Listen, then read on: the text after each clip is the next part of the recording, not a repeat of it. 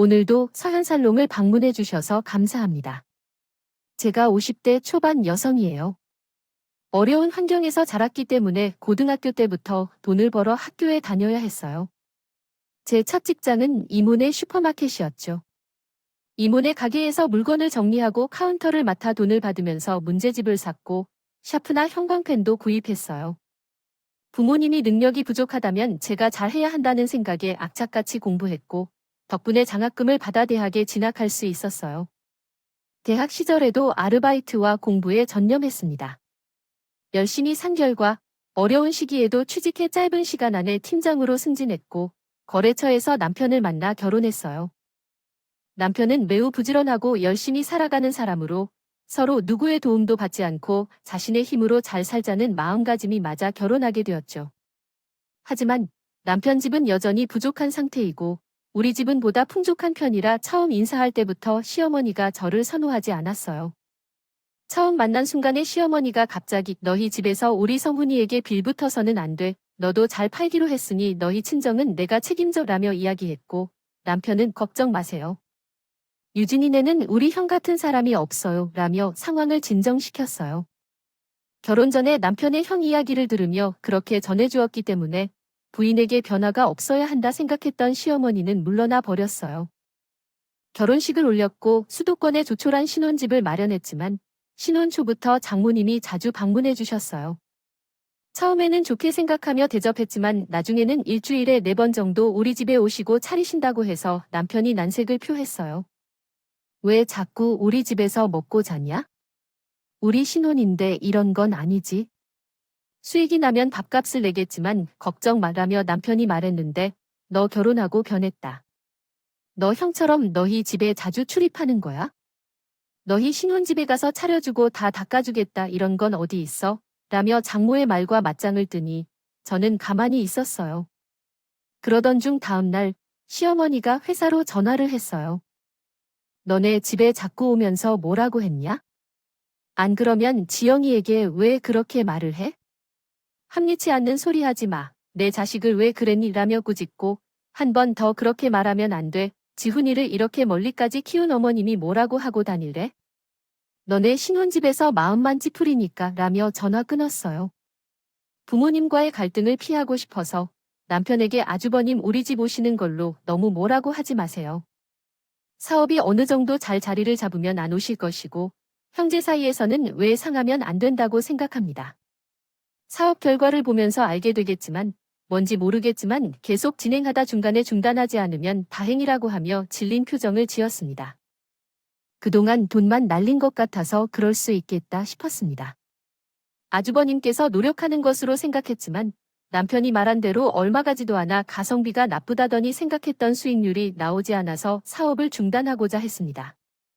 그리고 투자로 빌린 돈이 있어서 남편에게 갚아달라는 요구를 하였습니다. 이렇게 당당하게 요구할 줄은 몰랐습니다. 남편은 돈이 부족하다며 거절했고 다음 날에 시어머니가 집에 찾아오셨습니다. 왜 돈이 없어? 꼬박꼬박 월급 받아 살면서 돈이 없다는 것이 말이 됩니까? 우리는 결혼한 한 집안이자 가장입니다. 앞으로 아이가 생길 때를 대비해서 돈을 마련해야 합니다. 어떻게 통장에 한 푼도 없이 살아요? 이제는 그렇게 못하겠어요. 왜 통장에 돈이 없어? 너희는 맞벌이인데 마누라가 지갑을 내놓지 않겠다고 하니 아니에요. 우리는 생활비도 반반씩 내고 쓰고 있어요. 왜 아무 상관없는 유진을 끌어들이세요? 결혼한 지 얼마나 됐다고 벌써부터 마누라 편만 하겠어요? 아니면 돈을 먼저 갚기나 하려고요? 형들을 실용불량자로 만들어야 하나요? 동생이라고 그러냐? 내가 널 그렇게 키웠다고 말할 때 소리를 고래고래 지르는데 당연히 못하겠다고요. 나는 남편에게 형이 돈을 마련해주자고 제안했습니다.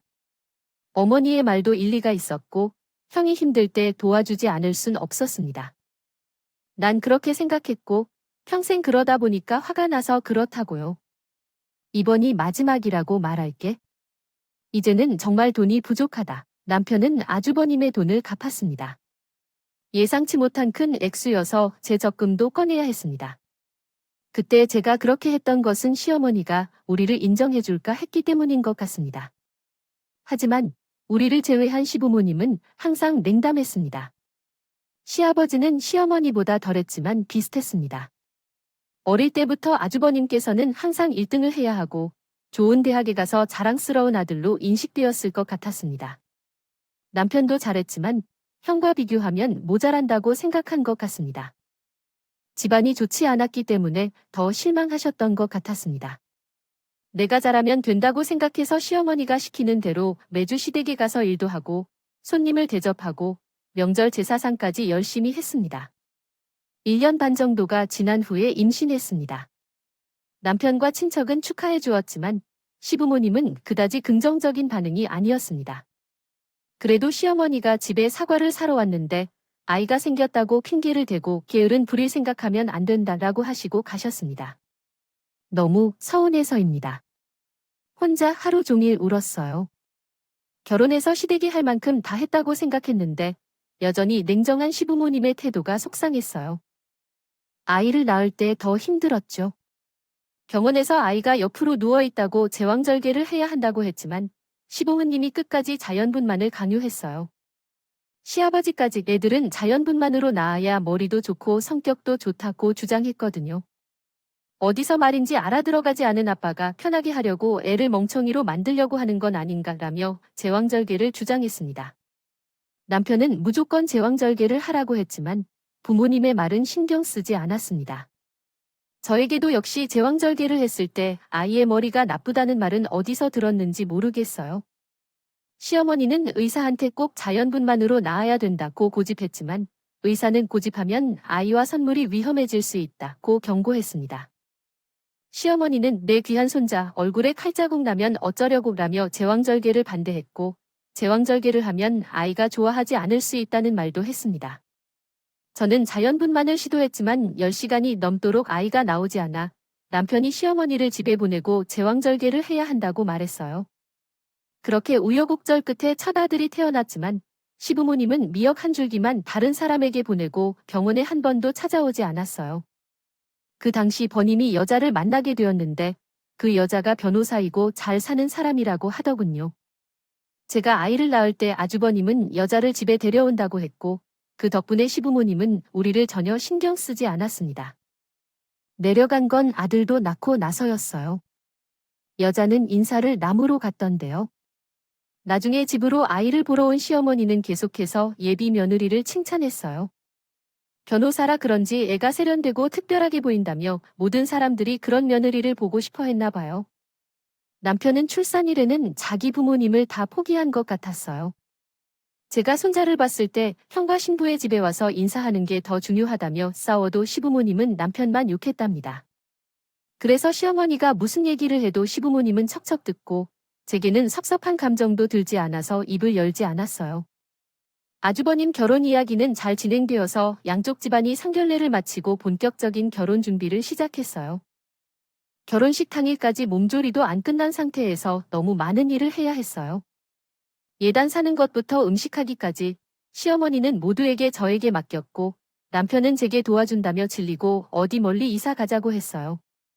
저도 그렇게 생각했지만 남편의 직장 문제도 생각하면 이사하기 힘들 것 같다고 생각했지만 말이라도 해주는 게 너무 감사했어요. 시어머니는 아주버님의 신혼여행이 끝나기 전까지 저를 부르고 시켰어요. 저는 잘난 변호사 동서가 밥을 차려주면서도 거실에 앉지 않게 되었습니다. 뒤늦게 퇴근한 남편은 부엌에서 일하느라 바빠 보이는 저를 보고 아니, 아직 아이를 낳은 지 얼마 안 된 사람을 계속 노동만 시키면 어떻게 해? 라며 화를 내었습니다. 언제부터 이런 것을 신경 쓰냐고 했더니 평소처럼 시켜 먹으면 되잖아요 라며 억울함을 표했고 화를 내자 시어머니가 듣는다면 우리가 못난 시댁 식구인 줄 알겠다. 나는 내 며느리도 마음대로 부려먹지 못해 라며 대응했습니다. 오늘이 보통날이라고 했더니 결혼 후 처음으로 큰며느리가 온 날인데 그런 날에 너무 다르네. 누가 밥을 배달해서 먹으라고 하면서 동서가 일어섰어요. 괜히 제 탓으로 이 상황이 생긴 것 같아 죄송합니다.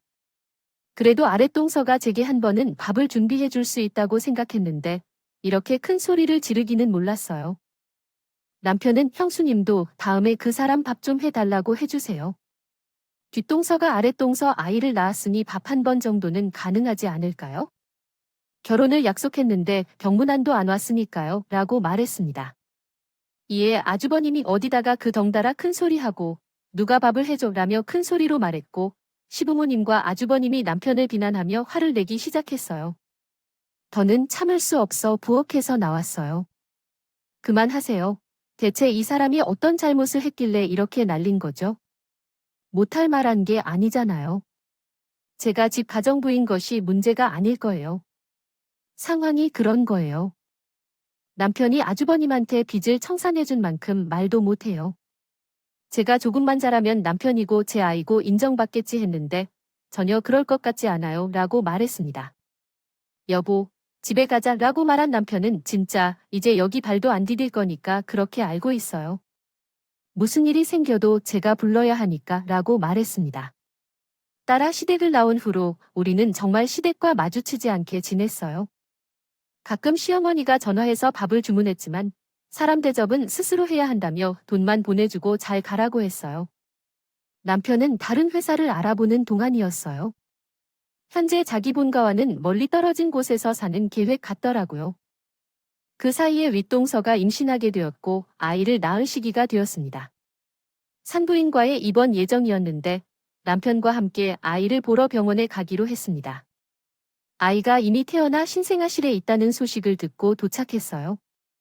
시어머니는 동서에게부터 앉아서 제 왕절개해서 너도 아픔 없이 아이도 편안히 태어났네. 정말 잘한 것 같아 라며 칭찬했습니다. 동서는 어머니, 왕절개도 아파요 라고 했더니 남편이 화를 내었습니다. 그동안 화를 내도 마음에 회한이 있었지만 이제는 전혀 그런 생각이 없어요. 엄마는 어떻게 했을까요? 의사가 왕절개를 해야 된다고 했는데도 다 자연분만 하라고 했잖아요. 형수가 왕절개를 하겠다고 하고 그런데 허락했다니 어떻게 그럴 수 있어요? 형수의 말에 동서가 서방님, 아이는 내가 낳는 건데 무슨 허락을 받아야 해요? 라고 반박했고 시어머니는 아들에게 예랑님, 마누라랑 그런 비교를 하면 안 되라고 억울해했습니다. 얘는 변호사야. 변호사인 엄마가 변호사인데 내가 어떻게 태어나도 똑똑해. 남편은 제 손목을 잡고 돌아섰어요. 내가 잘못 생각했어? 진짜 다시는 오지 말자. 정말 2번 다시 보고 살지 말자. 저도 억울하고 속이 상했지만 남편의 어금니를 꽉 깨물며 눈시울을 불려서 너무 불쌍했어요. 그러다가 남편은 얼마 안 돼서 회사를 옮기고 아예 해외 파견 신청을 했어요. 들어간 지 얼마 안 된 회사라 해외 근무가 안 될 줄 알았는데 남편의 전 회사 실적들이 인정을 받아서 우리 가족은 서유럽으로 가게 됐어요. 남편은 작정을 해서 시댁 아무에게도 우리가 떠나는 걸 알리지 않았어요. 우리 가족은 외국에서 처음으로 마음 편하고 여유로운 생활을 하게 됐어요. 2년 후 둘째 딸을 그곳에서 낳았고 아들은 현지 유치원을 다녀가며 잘 어울렸어요. 제가 둘째가 조금 커지면 정식 요리 스쿨을 다니면서 자격증을 딴 후에도 집에서 언어 공부를 하고 언어 자격 시험을 보았는데 그것이 많은 도움이 돼서요. 남편이 한국에 들어가지 않고 다른 나라로 가자고 제안하면서 저는 원하는 대로 하라고 했어요. 남편이 집에서 부모에게 강요받았던 생활에서 벗어나니 자유로워 보였어요.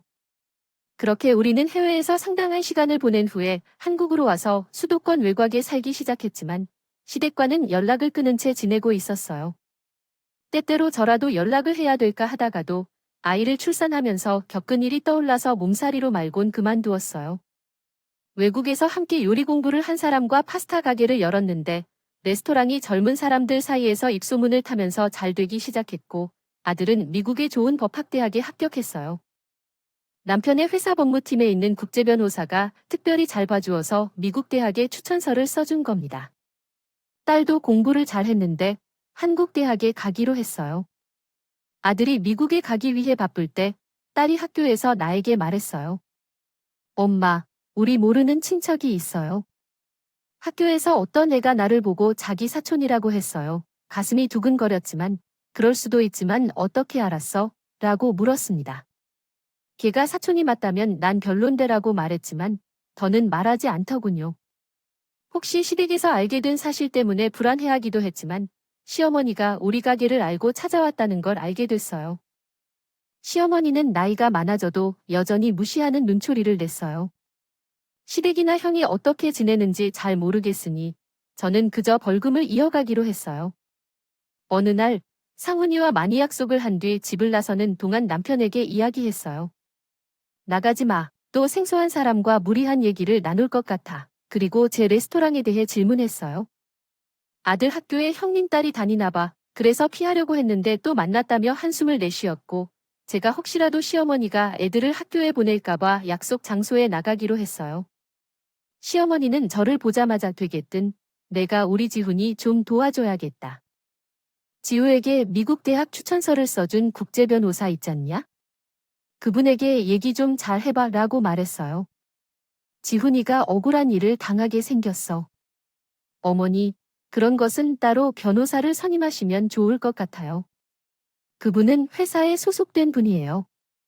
너는 무슨 내가 그렇게 냉정하니? 그러니까 한국에 와서도 성훈이가 집에 연락도 못하게 했겠지. 이런 건 가족이 도와야지. 근데 그런 건 형님이 더 잘 아닐까요? 형님 변호사니까 아는 사람을 소개받는 것이 빠를 텐데요. 그러자 시어머니는 형님한테 사정이 있다며 아무튼 알아보라고 일만 옆으로 말하고 서둘러 가버렸어요. 저는 남편에게 일단 얘기했지만 남편도 별걸 다 일 시키네. 당신은 신경 쓰지 마. 또 연락 오면 그때는 내가 알아서 할게라고 했어요. 다음 날은 우리 가족이 그 변호사와 만나는 날이었어요. 아들이 추천서를 써준 교수님께 감사 표시로 식사를 하기로 했는데 회사 근처에 다다르니 남편이 화가 난 목소리가 들렸어요. 남편이 시어머니와 싸우고 있었어요. 너무한다고 생각하지 않아요? 우리 지우에게 축하 한마디 없이 변호사를 소개했느라니요. 지금 그게 중요한데 형이 어려워졌는데 그럼 형수 보고 변호를 하라고 하든지 아니면 변호사를 소개시켜 달라고 하세요. 그런데 때마침 변호사님이 우리를 알아보고 오셨어요. 김 부장, 얼른 자리를 옮기자. 조금 있으면 사람이 붐비니까 하다가 시어머니와 눈이 마주칠 때 시어머니는 놀라서 제게 혹시 지우에게 추천서 써준 변호사가 저 사람 맞나요? 라고 물었어요. 네, 맞아요. 저는 그분을 아세요? 라고 말씀드리자 시어머니는 변호사 앞에 고개를 숙이며 변호사님, 이렇게 다시 뵙네요. 성훈이가 제 둘째 아들이에요. 지은이가 얘 형이죠. 저희 둘째 봐주셔도 했어요. 지훈이 좀 잘 봐주세요. 저희가 잘못했습니다. 알고 보니 아주버님이 또 무슨 사업을 한다고 했다가 남편이 특허권을 침해했다고 하더군요. 그것 때문에 회사 측에서 아주버님을 상대로 소송을 제기했고 같이 동업하던 사람은 발뺌을 하고 떠났다는 것이었어요. 그래서 아주버님이 다 뒤집어쓰게 됐다는 거지만 회사에서는 아주버님이 전에도 다른 회사 특허권을 침해한 적이 있기 때문에 믿을 수 없다는 입장이었어요. 변호사님은 이런 일은 여기서 얘기할 사안이 아니라며 바로 우리와 함께 자리를 옮겼어요. 시어머니는 쟤를 붙잡고 내가 옆에서 잘 좀 얘기해봐. 남편도 형이 잘못되면 창피해서 회사 다니겠어? 저 사람하고 상관도 없는 일인데 뭐가 창피해? 라고 말했어요. 어머니, 저를 이러지 마세요. 예전에 저에게 어떻게 하셨는데 이런 부탁을 하세요. 너는 어른한테 혼 좀 났다고 그걸 가지고 여태까지 꽁하니? 라고 하며 참았어요. 그건 좀 혼난 건 아니죠. 저한테는 의사가 위험하다고 했는데도 자연분만 고집 부리시고 지금 넣고 얼마 안 됐는데 형님 온다고 음식 다 만들게 하시고 그런데 형님한테는 제왕절개하는 거 아무 말씀도 안 하셨잖아요. 하다가 앞서가던 변호사님과 남편이 돌아서서 제 이야기를 듣고 있더군요. 변호사님은 시어머니에게 내가 옆에서 잘 좀 얘기해봐. 남편도 형이 잘못되면 창피해서 회사 다니겠어? 라고 물어보셨어요. 무슨 말씀을 들었는지 보인 후에 변호사님과 남편이 함께 제가 이야기하는 것을 듣고 있었어요. 그만 돌아가시는 것이 좋겠습니다라고 냉정하게 말씀하셨고 그제야 시어머니는 자리를 떠났어요.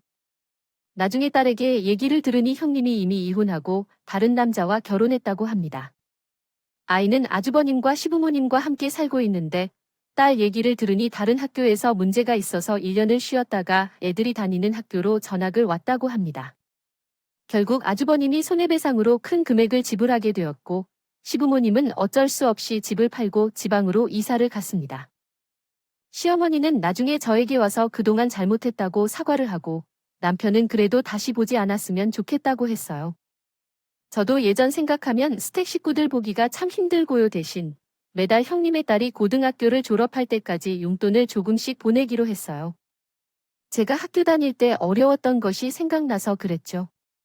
그 이상은 시댁과 연락하고 싶지 않았고 지금은 다들 커서 더는 시댁과 연락하지 않고 각자 살고 있습니다. 제 이야기는 여기까지입니다. 긴 이야기를 들어주신 모든 분들께 정말 감사하고 모두 행복하시고 좋은 가족과 하루 되셨으면 좋겠어요.